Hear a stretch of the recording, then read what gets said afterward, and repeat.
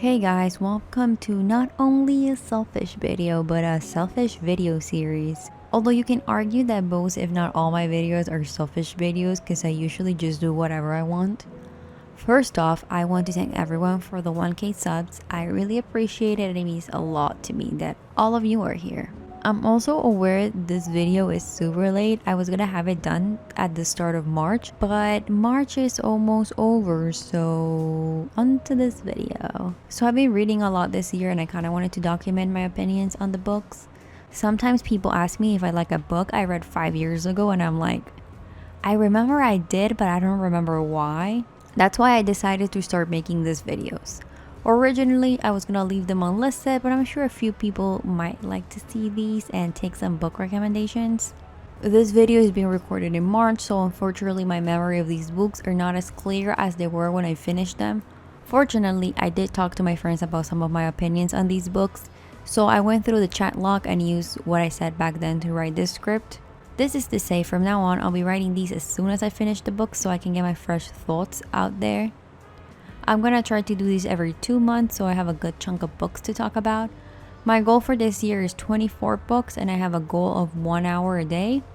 I usually end up reading more than that a day and I'm already 7 books in, so I'm doing surprisingly well. There is one book in this video I didn't finish, but I will still want to include why I didn't like it here.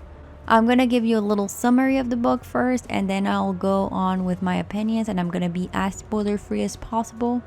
I don't say any major spoiler, just like more general stuff and things that are included in the summary. This might be a long video because I have a lot of opinions on some books. I'll also leave a link in the description to the Goodreads page of each of these books in case you're interested. A little disclaimer, these are my opinions. If you love a book I hate or hate a book I love, that's fine. We all have different likes and dislikes and that's what makes us so cool. So don't feel offended if I shit on a book you like. I'm just giving my honest opinion here. Anyways, enough rambling and let's get started. Kingdom of the Wicked. 2 sisters, 1 brutal murder, a quest for vengeance that will unleash hell itself. Emilia and her twin Vittoria are Strega, witches who live secretly among humans, avoiding notice and persecution. One night, Vittoria misses dinner service at the family's renowned Sicilian restaurant. Emilia soon finds the body of her beloved twin, desecrated beyond belief. Devastated, Emilia sets out to find her sister's killer and to seek vengeance at any cost, even if it means using dark magic that's been long forbidden. Then, Emilia meets Wrath, one of the wicked princes of hell that she has been warned against in tales since she was a child. Wrath claims to be on Emilia's side, tasked by his master with solving a series of women's murder on the island. But when it comes to the Wicked, nothing is as it seems. Just a warning, this book will make you hungry. So this is the book that started my reading streak. I think I hadn't read a full book in 4 years, if I'm being honest. Started a ton and still haven't finished those either. Anyways, this all started like maybe November 2020. I told my best friend that I really wanted to get back into reading because I was having a hard time finding fan fiction I wanted to read, and she was like, oh my god, you have to get this book I just read. Wait, I'll get it for your birthday. I just nodded and like completely forgot about it. Fast forward, end of January of this year, she messaged me saying that she has been trying to get the book to me, but she can't find it where I live and it's sold out anywhere that ships to me, so she's gonna send me the ebook. I was actually happy. By the way, all the books I'm gonna talk about here are in ebook form. I don't own the physical books because some are hard to find here, and also I have no space for them. I will soon because I'm getting a bookshelf, but anyways, back to the book. I got the ebook and opened it on my phone, and then I read this book in 2 days. Honestly, really liked it. Now, is it an extraordinarily unique book? No. But that's not what I look for when I'm reading. I like the main character Emilia, even though most of her decisions are questionable. But when our protagonist in YA novels, decisions not questionable. I like the way the book is written. There's something about the description of how things tasted and smelled that made me hungry yet really excited to keep reading. I also really loved Wrath. I don't know what his intentions are, but I found him to be very likable as a character for many reasons. But honestly, I just thought it was hilarious how fashionable he is. This is like intense enemies to lovers, which I love. I can read only enemies to lovers stories and not get bored, honestly, provided the characters are interesting and everything is consensual. You will probably see a lot of enemies to lovers in these videos, to be honest. And when I mean intense, I mean very intense. I don't want to spoil too much though, so I will leave it at that. A few things I wish were better. The plot is kind of too convenient. Like, I feel Amelia just stumbles upon important things a little too easily for my liking. But I can look past it because it just gets the story moving faster.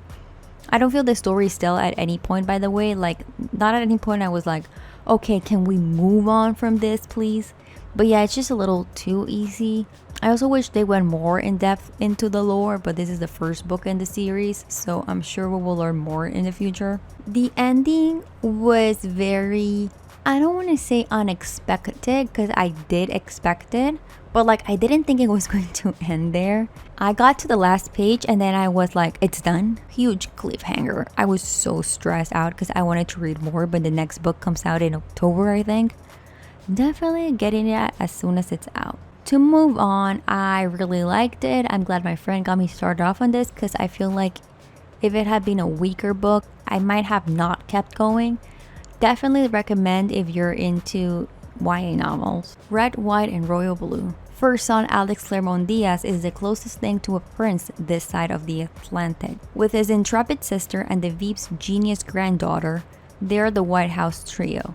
A beautiful millennial marketing strategy for his mother, President Ellen Claremont. International socialite duties do have downsides, namely, when photos of a confrontation with the longtime nemesis, Prince Henry, at a royal wedding leaked to the tabloids and threatened American-British relations. The plan for damage control, staging a fake relationship between the first son and the prince. As President Claremont kicks off her re-election bid, Alex finds himself hurtling into a secret relationship with Henry that could derail the campaign and upend two nations. What is worth the sacrifice? How do you do all good you can do? And most importantly, how would history remember you?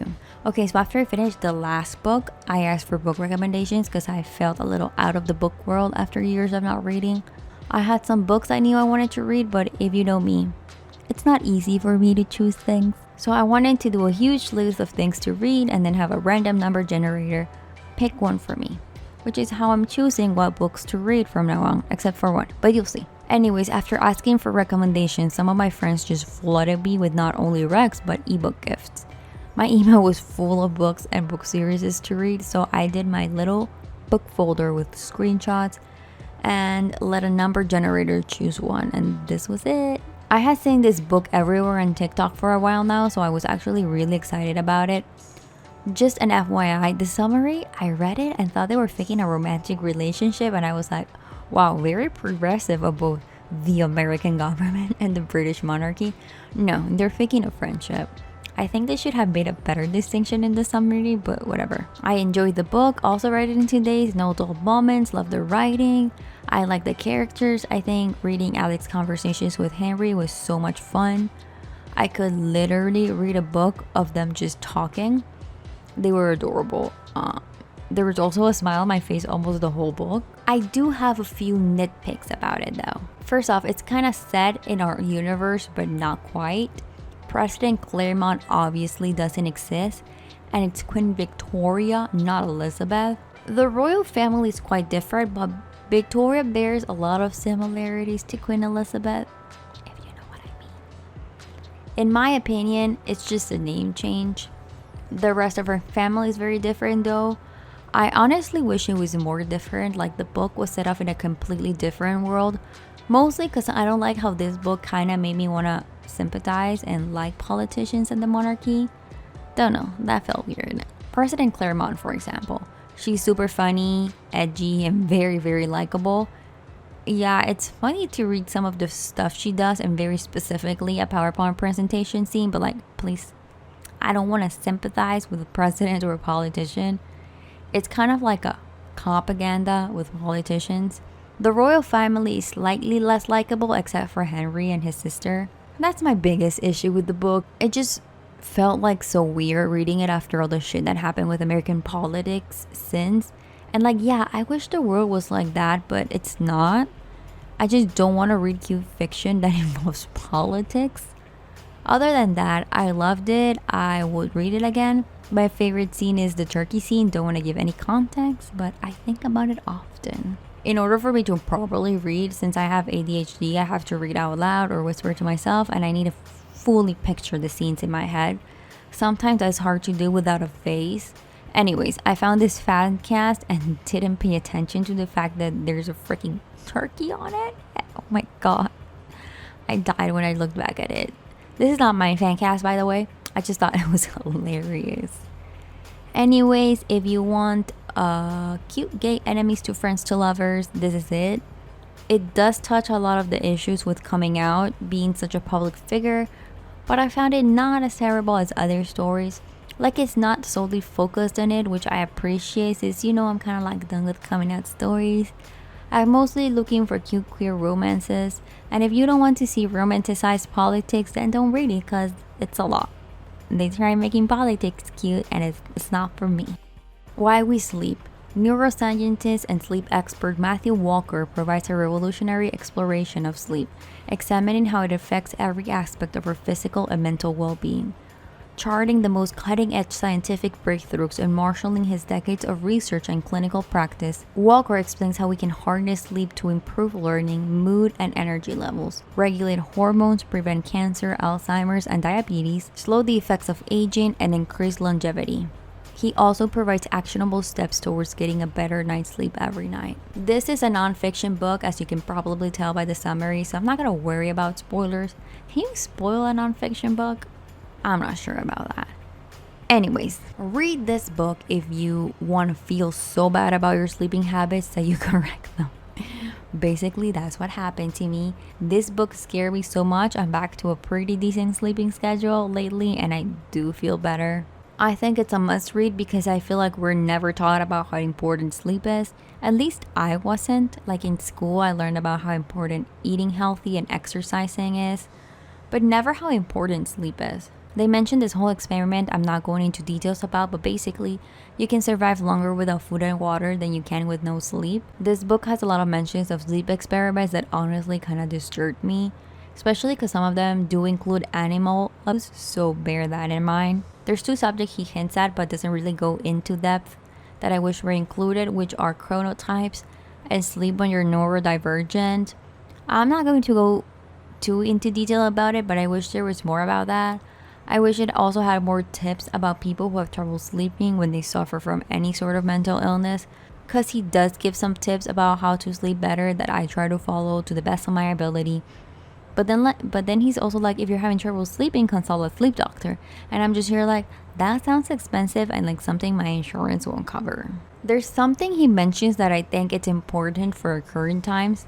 First off, he says sleep deprivation is the greatest pandemic in our current generation, and I'm just here like, yeah, well, okay, but he also mentions how important sleeping is for your immune system, to the point that you'll get a skin infection from lack of sleep, which is maybe why I get a lot of skin infections. No. And that vaccines, like the flu vaccine, don't work as well if you're sleep deprived. So maybe if it's possible for you, try to sleep better around the time you're planning on getting your COVID vaccine, because that might actually be helpful. There's so much I can talk about. I can talk endlessly about this book, honestly. There's so much to discuss, so I'm just gonna move on. Anyways, great book, recommend. Hopscotch. Horacio Oliveira is an Argentinian writer who lives in Paris with his mistress La Maga, surrounded by a loose-knit circle of bohemian friends who call themselves the Club. A child's death and La Maga's disappearance put an end to his life of empty pleasures and intellectual acrobatics, and prompts Oliveira to return to Buenos Aires, where he works by turn as a salesman, a keeper of a circus cat which can truly count, and an attendant in an insane asylum. Hopscotch is the dazzling, freewheeling account of Oliveira's astonishing adventures. I'm gonna start by mentioning this is the book I stopped reading halfway in, and also the only book I chose to read and didn't use a random number generator. It's pretentious, kind of boring, racist, and reeks of men writing women. I've been wanting to read this book since I was in high school because Cortázar was one of my favorite authors I read back then. My teacher once mentioned this book as a book you could read in a linear way, or you could skip around the chapters in a certain order to get the story differently. I thought this meant you could either read the book in a linear sequence or switching over in time to kind of create more mystery. Not really. It's not as cool as it sounds. A lot of the switching around is between the actual story and then chapters with random stuff. Like, for example, chapter 106 is just song lyrics. Which reminds me, this book, I was reading it in Spanish, also had English and French. Can't imagine how much fun it is for someone reading this in the 60s and having no idea what it says because you can't just Google Translate. So the book starts in Paris, right? There's scene after scene of Oliveira walking down the street and like naming every single street. Like, we get it, Cortázar. You know Paris. Big whoop. The main character is super boring, annoying man. The way he describes his, I guess, mistress is annoying too, especially when he describes the sex scenes. Ugh, terrible. TMI. Didn't want to know. La Maga, which is like, I guess, the most important female character, except she disappears for most of the book, is just terribly written. She's that trope of she's not like the other girls. She's a strong woman because of sex in her past. Like, please, stop that. Hate when they do that. Women can be strong without sex use. Oh yeah, there's mentions of sex towards minors more than once, if I remember correctly, and it's a little too graphic and incredibly unnecessary to the plot in my opinion. The racism is... So there's some black characters, but you never know their names. They are always described as the black woman or the black couple. The black couple is also described terribly and as scary, and I'm gonna let you guess who is one of the persons who does this abuse. Basically, the few nameless black characters are all portrayed negatively. The group of friends, it's super boring too. Like, they're in this group of bohemian people that think they're so clever and cool because they're not like the other 20-somethings, even though they're exactly like them. I make the joke that if this group of people lived now, 2020, they would sit around vaping and talking about fake deep shit until one of them would say, "We should start a podcast." They give me those vibes. The story in itself is boring. Honestly, I'm so disappointed. I had high hopes after years wanting to read it. I almost bought a physical copy and I'm glad I didn't because even the little I spent on the ebook hurts now. Not worth it. Don't recommend. Cinderella Is Dead. It's 200 years after Cinderella found her prince, but the fairy tale is over. Teen girls are now required to appear at the annual ball, where the men of the kingdom select wives based on a girl's display of finery. If a suitable match is not found, the girls not chosen are never heard from again. 16-year-old Sophia will much rather marry Erin, her childhood best friend, than parade in front of suitors. At the ball, Sophia makes a desperate decision to flee and finds herself hiding in Cinderella's mausoleum. There, she meets Constance, the last known descendant of Cinderella and her stepsisters. Together, they vow to bring down the king once and for all, and in the process, they learn that there's more to Cinderella's story than they ever knew. This fresh take on a classic story will make readers question the tales they've been told and root for girls to break down the constructs of the world around them. Okay, first off, I really like this book. I started reading it because I judged the book by the cover and I thought the cover was just so beautiful. I needed to read it. I was pleasantly surprised. I know the subject of teenage girls destroying the patriarchy is silly to some, but I like it. I love both Sophie and Constance and their whole journey. Honestly, I wish there were more books. The writing is super engaging and I personally just wanted to keep going. Didn't feel like there was a dull moment either. It's hard to describe more things I like about this book without spoiling. I like the whole concept of old fairy tales with a twist, and this one definitely delivers. My only beef with it is that I felt the ending was a little abrupt. I feel like things happen so fast and then it's done and I wanted more. I feel like an epilogue or something about what happens after would have been interesting. This is a newer book, so maybe there's plans for something else or maybe a short story or something. I wish there was more about the aftermath of the protagonist's actions. She acknowledges that it's not going to be easy for things to change and that what they did is just the first step. So I don't know, that's the only thing I wish was different, but other than that, lovely book. Recommend.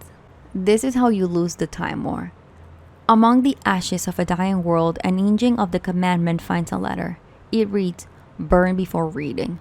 Thus begins an unlikely correspondence between two rival agents hell-bent on securing the best possible for their warring factions. Now, what began as a taunt, a battlefield boast, grows into something more, something epic, something romantic, something that could change the past and the future. Except the discovery of their bond will mean death for each of them. There's still a war going on after all, and someone has to win the war. First off, this is my favorite book I read out of all the ones I'm talking about today. It's sweet and fluffy, but it also has some cool sci-fi elements. Also, I want to add that when I first saw the book, I thought it was called This Is How You Lose Time in War. So I thought it was going to be about people doing random stuff to pass the time while a war was happening. No. The book is written by two authors, and each of them writes one of the characters red and blue. Every chapter consists of an explanation of the situation happening to the character that leads to them finding the letter from the other, and then it ends with the actual letter. At first it's super confusing because they don't actually explain to you anything about the agents or where the time war is, nothing. You slowly learn about it through the chapters, and even then it's like really weird. I love how this book is written. If you don't like fluffy writing, then you might not like this, and if you don't like sci-fi, you might not like this. The relationship between red and blue was just a lot of fun to read.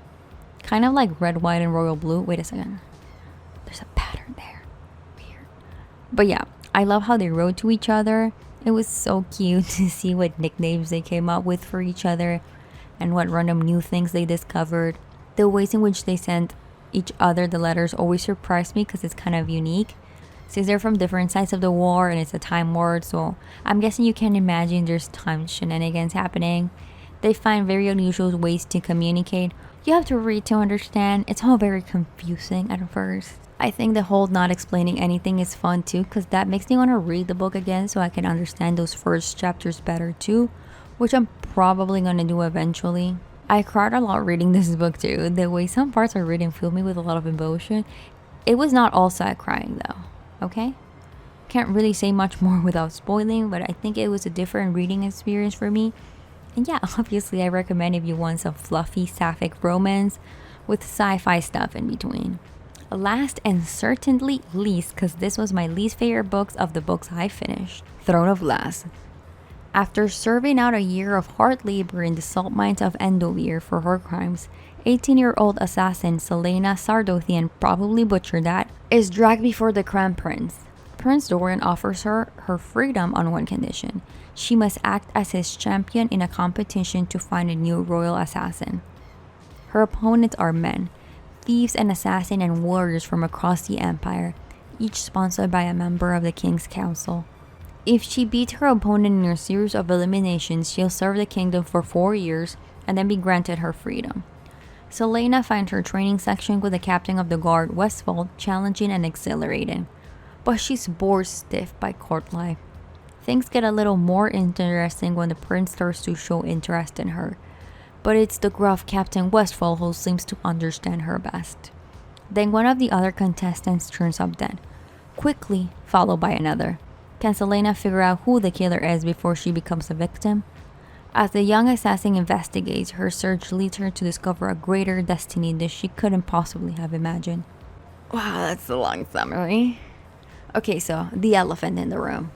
I know Sarah J. Maas is a controversial author for very valid reasons, so I'm not gonna get into that right now because that could be a whole video of its own. I didn't buy this book. I'm not gonna buy any of her books. The whole series and her other series were given to me by a friend. I actually wasn't even sure if I wanted to read this, but the random generator chose it and I was like, I guess. When I tell some of my friends I've never read this series, they're shocked because I know it's a very popular series. Honestly, I didn't get the hype. The characters are likable and the story's okay, but like nothing special. This is just the first book though, maybe it gets better. One of my friends told me that for a lot of people this book has a nostalgia factor to it, and like I get that. But also this book came out in 2012, so that's a little weird because it wasn't that long ago. Is 2012 nostalgic? Maybe, I guess. Like, I get the feeling nostalgic for something like Harry Potter that has been around for so long and was childhood for a lot of people.